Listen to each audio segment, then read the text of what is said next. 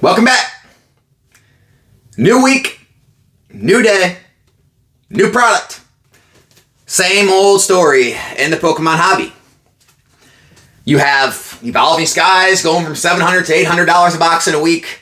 You've got 151 PC ETBs going to $220. You've got 151 Charizard and a PSA 10 going from $350 to $700 in a week. And the same people who said none of this stuff is investable, it's overprinted, and all of these cards are too plentiful, the population reports are too high, now all flipping and saying all this stuff's manipulated, it's all buyouts, this whole market is irrational, blah, blah, blah. And it's the same thing every day, every week, every month, and every year. I've been hearing it now for almost 10 years, and it's just getting old. It's just getting old. And I already got people in the comments typing right now, Alex, if you're not going to say this is a market manipulation scam, you're causing FOMO. Yeah, my channel, my 13,000 subscriber channel that gets a few thousand views a video is somehow manipulating the entire market into propping it up, right? I have that amount of power. If you truly think that, you are even more brain dead than you look.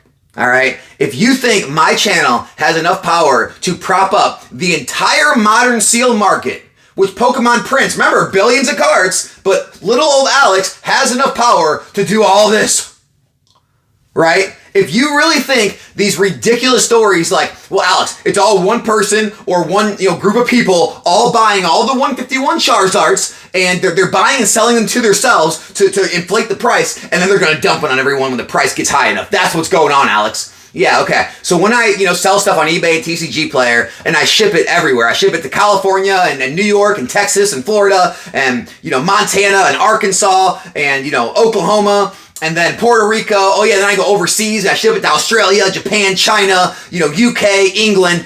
Every one of those people is all in cahoots, right? They're not real customers. They're all in cahoots. They're all in the cabal, and they're all there to manipulate the price of these modern cards, right?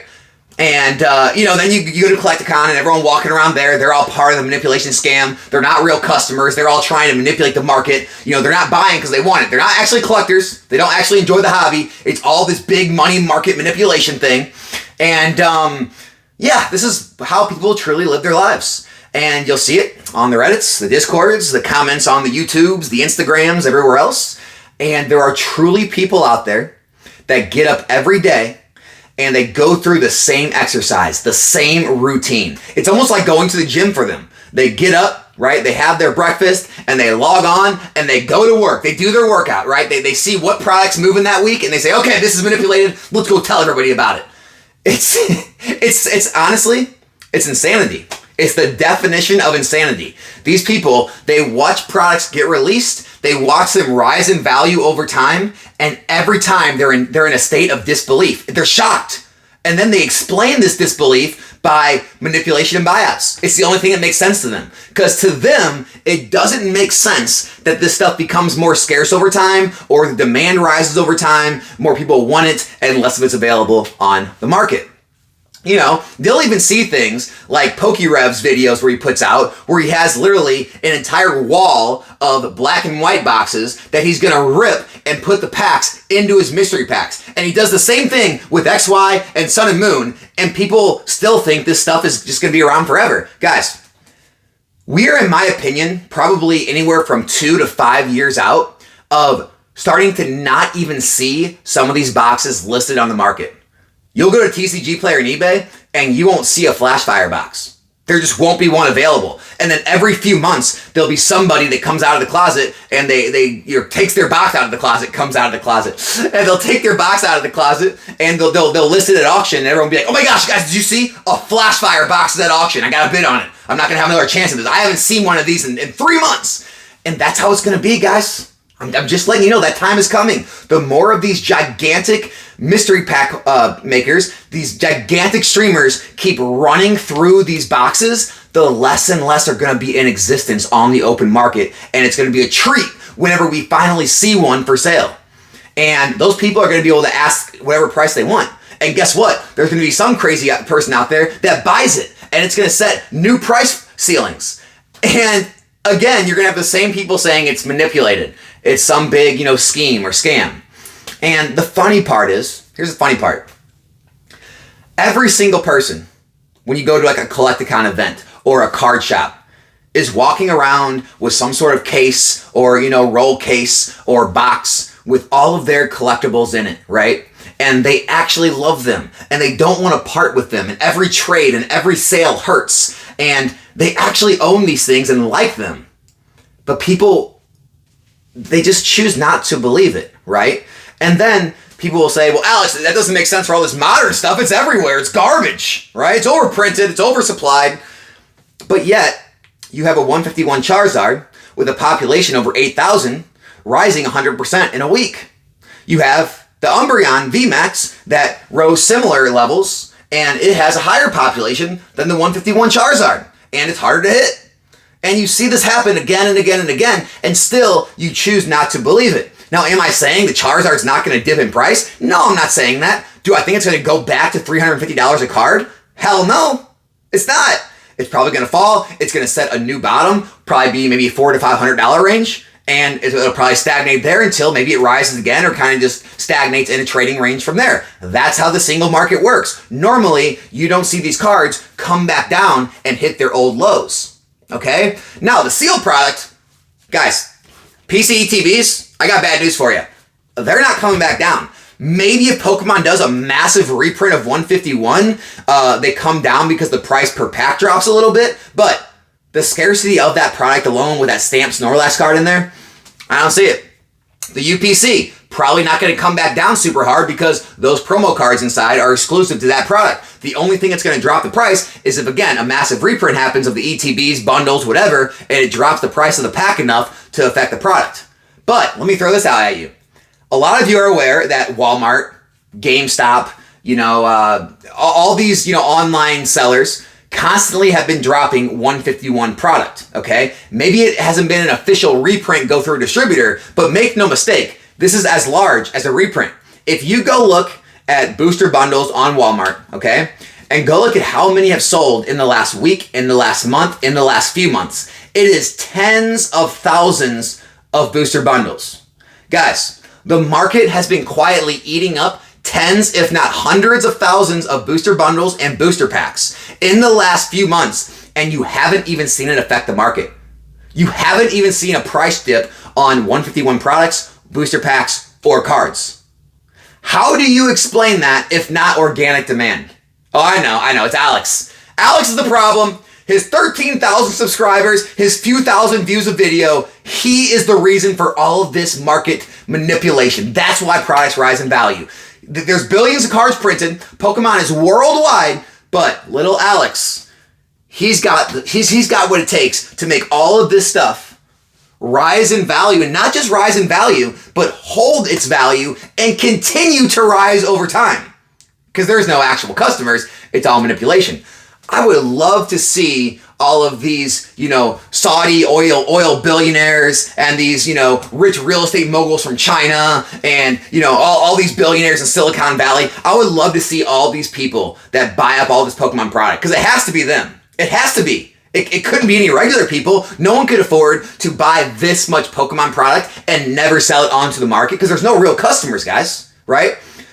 I'm not kidding you. If I had the ability to go to Pokemon and get all the information about all of their products they distributed, and then go to eBay and get all of the information from every single buyer that bought the products, every confirmed delivery, all of that good stuff, right? And interviewed a bunch of the buyers, okay? Let's go that far with it. And then I went to every, I got all the information and presented it to some of these naysayers. They'd still be like, I still don't believe it. It's manipulation. It's all manipulation. Like, dude, 1 million people across the world bought products this year, and they're all legitimate people. I interviewed them. They're real people that came out of their bank account. They all have real jobs. They all collect this stuff. They have it at their homes.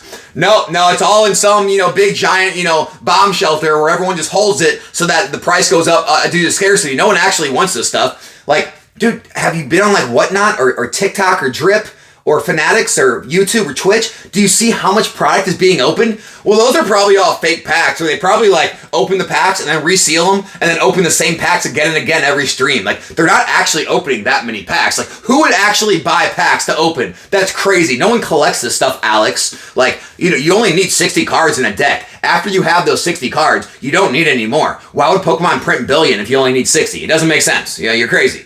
Like, these are the stupid arguments you'll get in with people. And sometimes I don't know if people are trolling just to be funny or they really believe it. Because some of these people, I'm telling you, I'm not joking, they truly believe in this stuff. Every time anything goes up in value, they're going to tell you it's manipulated. Right now, Evolving Skies. There is a ton of people out there that are telling you Evolving Skies is manipulated. Don't buy into the FOMO. What FOMO? If you guys don't know what FOMO is, it's fear of missing out.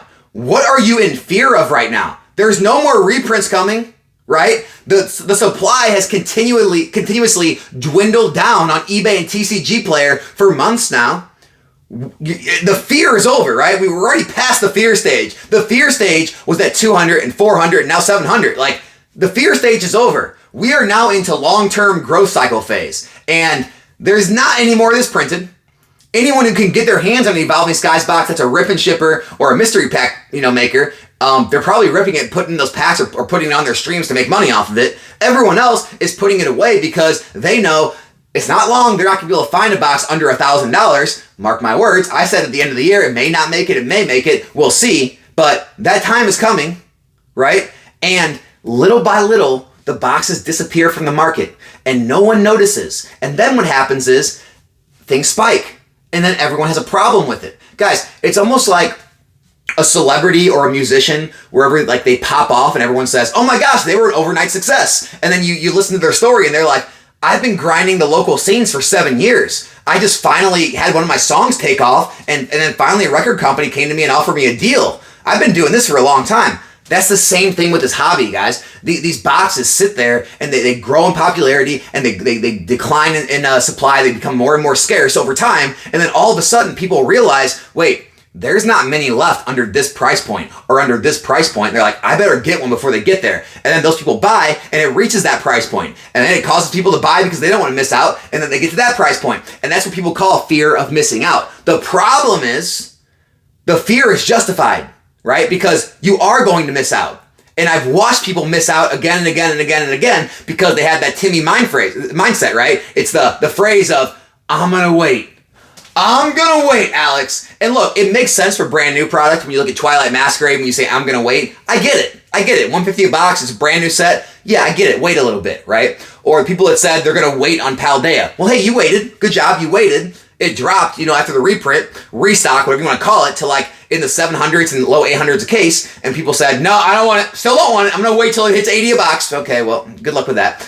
And then 151 now. I'm going to wait. And hey, you may be justified in that one, but once you get further and further back, 2, 3, 4-year-old sets, and you're still saying you're going to wait, it ain't going to work out well for you.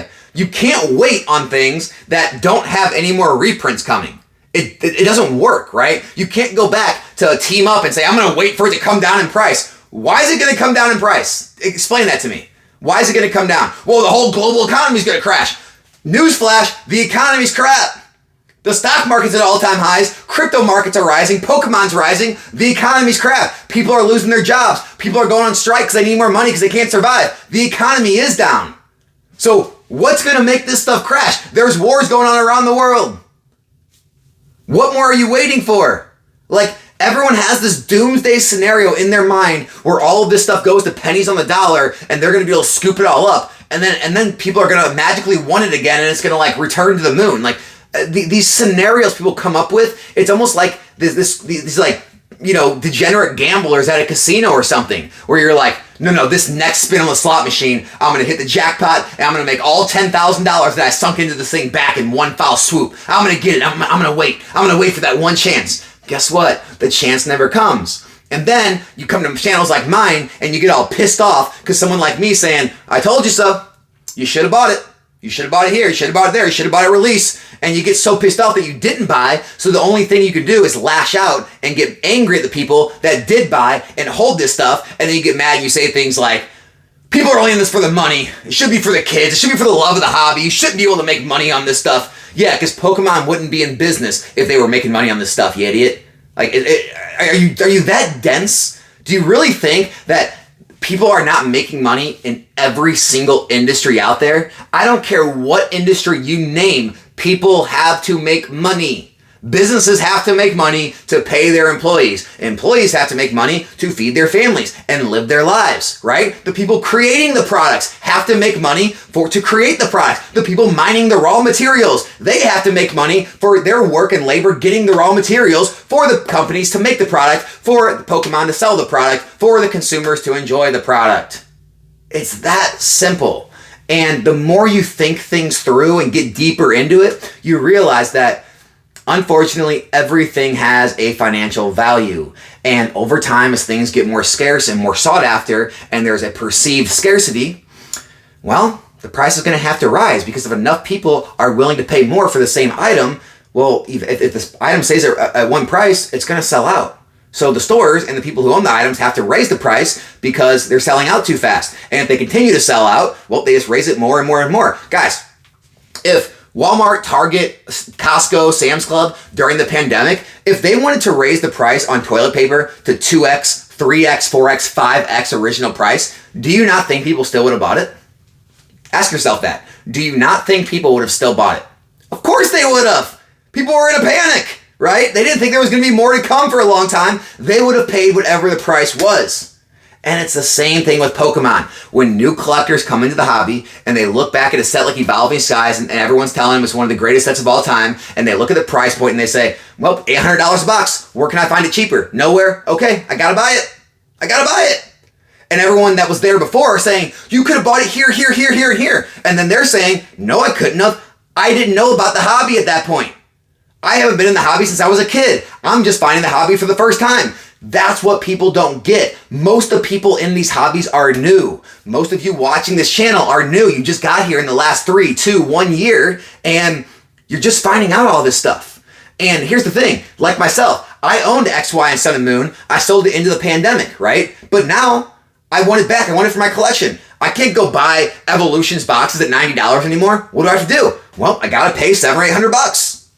That's how it is. That's just the way it works. And people who bought back then with me could say, well, that's crazy. I remember when they were 80 or 90 bucks. Yeah, I do too. Yeah, I bought them too. Guess what? I don't have them anymore. I sold them for a profit. If I want to go back and buy them now, I can't say, hey, so I remember when they were 80 to 90. Can you sell it to me for that? No.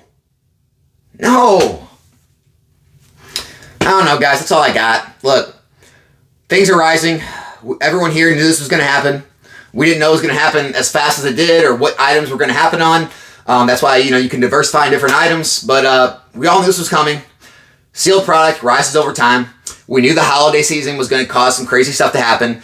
Obviously, the 151 Zard, I wouldn't be buying at these prices. It will probably have a correction. Do I think it's going to correct down to its old levels at 350? No. Do I think it's going to stay at 700? No. It would probably settle somewhere in the $400 to $500 range if I had to guess.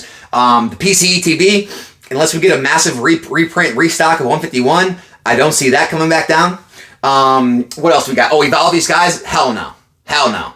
You're not going to see Evolving Skies cheaper again. In my opinion, I still think it could hit $1,000 by the end of the year. If you look at what's in the set, the value that's in the set, the value of the cards, the scarcity of the box is getting, and you compare that to other eras like Flashfire and XY, Team Up and Sun and Moon, even like Cosmic Eclipse and Sun and Moon, even like Phantom Forces and Ancient Origins and Furious Fist and XY Base and all those sets in XY. There's no reason that Evolving Skies should not be at similar and more price and higher price points than all those sets. It's a stronger set. It's got more value in it. So it's just a matter of time. As the scarcity sets in, the price has nothing to do but go up on that. And everything else, guys, I mean, it's going to keep rising. You're going to see Lost Origin probably go to $240, $250 a box. It might go close to $300 by the end of the year. Who knows? And you're going to continue to see all this stuff rise as we approach 2025, as we approach the next year and the year after that. It's how this stuff works, guys. Hope you enjoyed the video. Subscribe to the channel if you're not yet, and I'll be back here in a new one soon. I'm out.